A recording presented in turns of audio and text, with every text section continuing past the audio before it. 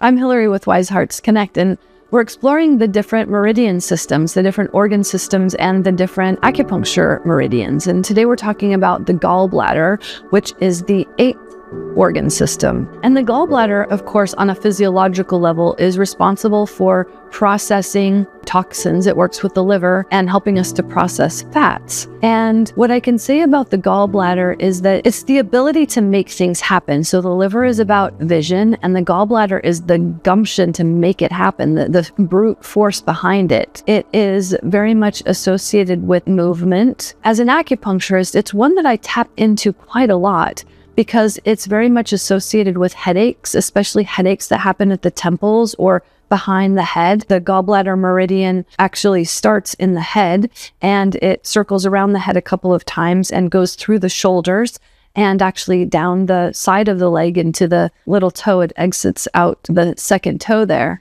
And so when a person has, they're stuck in frustration, oftentimes it goes through the shoulders. So we can walk through life with this tension and this jaw pain. It moves through the jaw. The gallbladder meridian, in terms of energy movement, is definitely associated with structures and the ability to, say, soften and move the jaw. It rules the tendons and the sinews, and is very much about the ability to be flexible when we need to, and to be able to relax and move our neck and shoulders and head. It's a place where a lot of people carry tension, right? If they're stressed out, you can see it in their shoulders, and oftentimes they get headaches. TMJ is very much connected to the gallbladder meridian. And so there's this tricky, delicate balance between the ability to push through and make something happen, and also the ability to go with the flow and move with the wind, right? To also express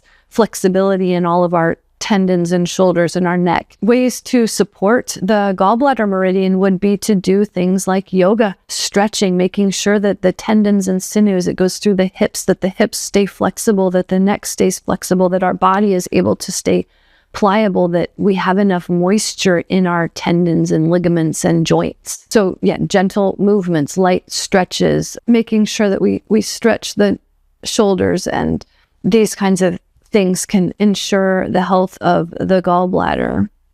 Being able to also express when we're frustrated is another way to do it. That way, the anger that's associated with the emotional aspect of the gallbladder doesn't have to be belligerent or ugly. It can just be a boundary. It can be I'm losing my patience, or I've reached the end of my flexibility. I'm willing to be flexible and collaborative, but at some point my boundary needs to be honored, if that makes sense. And so being able to have that fluidity within ourselves emotionally is really wise, to be aware of the tension oftentimes that's unconscious. I think TMJ is, maybe where people, their jaw gets stuck, and sometimes that just shows up at night by grinding your teeth. And a lot of times we carry around that tension just without even being aware, which is why having a stretching exercise kind of regimen can be really helpful and supportive of the energy of the gallbladder.